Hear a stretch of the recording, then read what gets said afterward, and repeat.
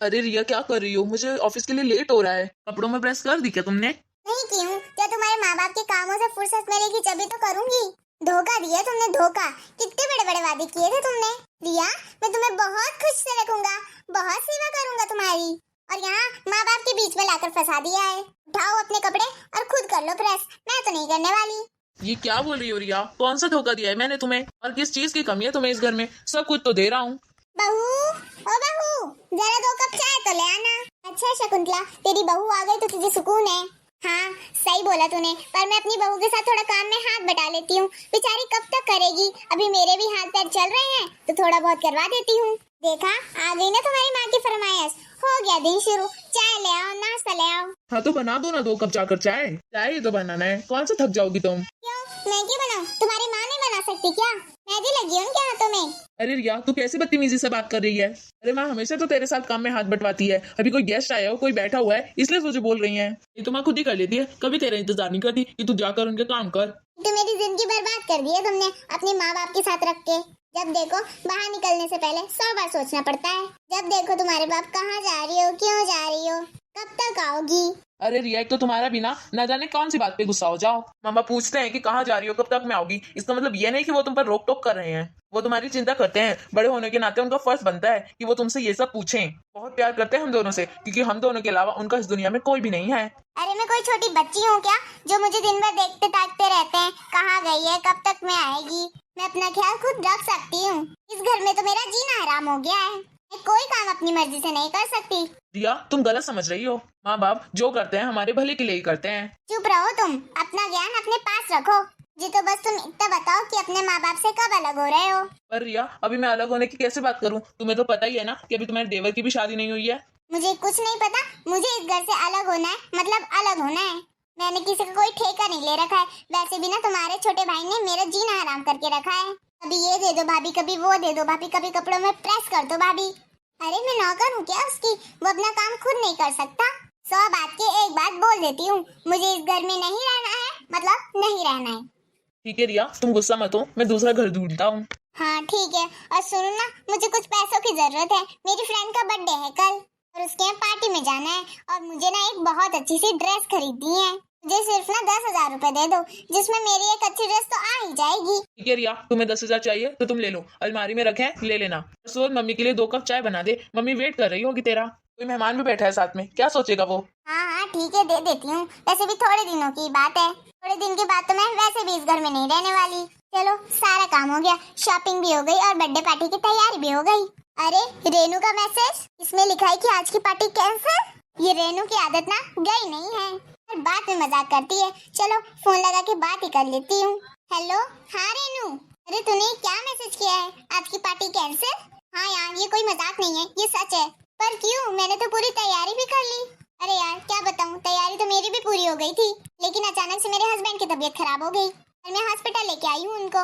अच्छा, तो तू अभी हॉस्पिटल में है कि घर पर है? अरे नहीं यार, मैं तो अभी घर आई हूँ चाय नाश्ता लेने के लिए, और मेरे हस्बैंड के पास मेरी सासू माँ रखी हुई है उनका ध्यान रखने के लिए। चल ठीक है, तू टेंशन ना ले, मैं आती हूँ तेरे पास। ठीक है, जल्दी आ फिर, मैं वेट कर रही हूँ तेरा। अरे रेनू, तो फिर कैसी है तेरे पति की तबीयत, और अचानक उनको हो क्या गया?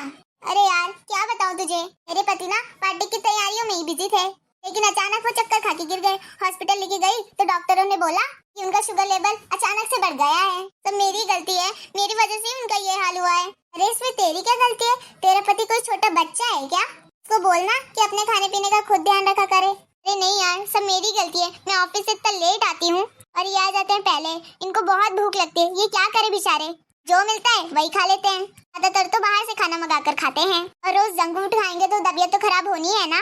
और मैं ऑफिस से खुद इतनी थकी हारी लौटती हूँ कि बेचारे कुछ बोल भी नहीं पाते मुझे। बाहर से ही रोज रोज खाना खाते हैं। अरे वाह रेनू, तेरे तो मजे हैं। तुम लोगों का तो रात में जो मन किया बनाकर खाया, नहीं तो कुछ भी बनाकर खा लेते हो। और एक मुझे देख, मुझे रोज सुबह शाम मेरे सास ससुर की फरमाइशों पे खाना बनाना पड़ता है, क्योंकि वो बाहर का खाते नहीं है। मैंने तो साफ साफ बोल दिया मेरे पति से कि मैं अब उनके माँ बाप के साथ बिल्कुल नहीं रह सकती। मुझे अलग होना है तो अलग होना है, बिल्कुल तेरे जैसे। जब मन किया जब खाना बनाया, और जब नहीं मन किया तो फिर यूं ही रहने दो, बाहर से खा के आ जाओ। मौज है मौज, ना कोई चिक चिक, ना कोई रोक टोक, अपनी मर्जी से अपनी जिंदगी जीऊंगी। मुझे नहीं रहना अब उन बुड्ढों के साथ।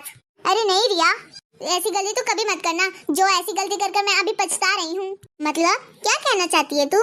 देख रिया, जब मैं अपने पति के साथ अपने सास ससुर के घर में रहती थी, वहाँ उनके माँ बाप भाई सभी थे और वो वहाँ पर खुश भी बहुत रहते थे। हंसी मजाक उनका चलता ही रहता था और मैं ऑफिस से कभी भी आऊँ कोई टेंशन नहीं होती थी कि खाना क्या खाएंगे, क्योंकि मेरी सास इनका बहुत अच्छे से ध्यान रख लेती थी। मैं लेट होती थी तो खाना भी बना लेती थी। देख रिया, हम जिद कर अपने पतियों को अपने उनके माँ बाप से तो अलग कर लेते हैं, लेकिन उनका दिल कभी भी अलग नहीं कर सकते। एक माँ बाप की जगह कभी एक औरत नहीं ले सकती।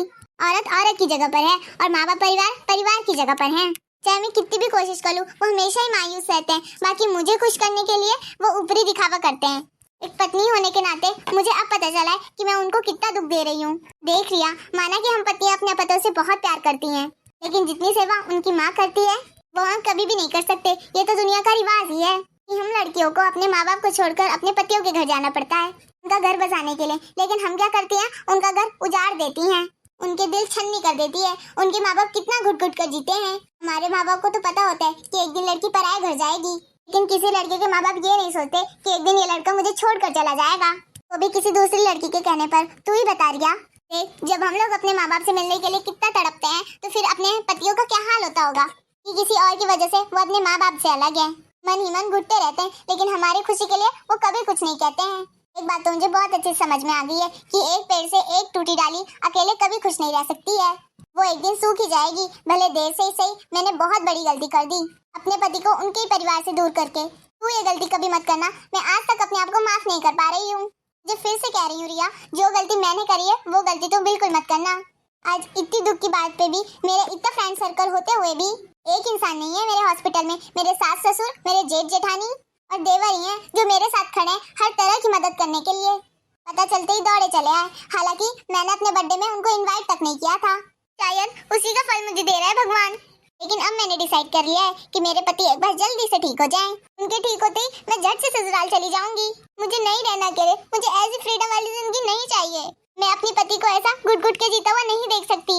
हाँ रेनू, तो एकदम सही कह रही है, मुझे भी समझ में आ रहा है। चल मैं भी निकलती हूँ, तू भी जा हॉस्पिटल। तेरे पति का ध्यान रखना और तेरा भी। और हाँ, कोई जरूरत लगे तो मुझे फोन लगा देना, ठीक है? संकोच मत करना। हाँ हाँ रिया, थैंक यू सो मच मेरे पास आने के लिए, मेरे बुरे समय में मेरा साथ देने के लिए। अरे नहीं नहीं रिया, तुझे तो पता है ना, दोस्ती में ना सॉरी और ना ही थैंक यू। चल बाय, मैं निकलती हूँ, सब कुछ ठीक हो जाएगा, तू चिंता मत कर।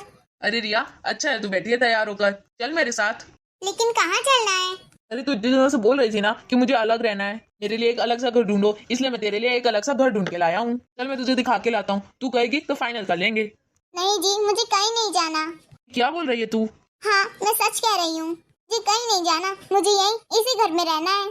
अरे तू तो इतने दिनों से मेरा माथा खाए जा रही थी कि मुझे अलग रहना है, मुझे अलग रहना है। आज जब मैं घर देख के आया हूँ तो तू बोल रही है कि मुझे कहीं नहीं जाना है। क्या हो गया है तुझे? मुझे कुछ नहीं हुआ है, बस मुझे ये घर छोड़ के कहीं नहीं जाना। बस मुझे एक बात समझ में आ गई है, कोई फूल बस तभी तक खिला रहता है जब तक वो पेड़ पे लगा हुआ है। पेड़ से अलग होने के बाद उस फूल को सूखते हुए देर नहीं लगेगी। इसलिए मैंने सोचा है कि अब से मैं इस घर में अपने सास ससुर के साथ ही रहूंगी। तू सही कह रही है रिया, मैं भी तो तुझे इतने दिनों से यही समझाने की कोशिश कर रहा था, लेकिन तू कुछ समझने के लिए तैयार ही नहीं थी। खैर कोई बात नहीं, खुद से ही तो समझ गई। अच्छा है, देर आए और दुरुस्त भी आए। अब हम अपनी फैमिली में हंसी खुशी जिंदगी गुजारेंगे सबके साथ। हाँ हाँ, क्यों नहीं, just like a nice joint family. चलो चलते हैं माँ जी के पास। तो हाय फ्रेंड्स, कैसे आप सब लोग? अगर आपको आज की हमारी कहानी अच्छी लगी तो लाइक कर दीजिएगा, और अगर आप हमारे चैनल पे नए हैं तो सब्सक्राइब भी कर दीजिएगा। फिर मिलते हैं एक नए वीडियो में, तब तक के लिए राम राम।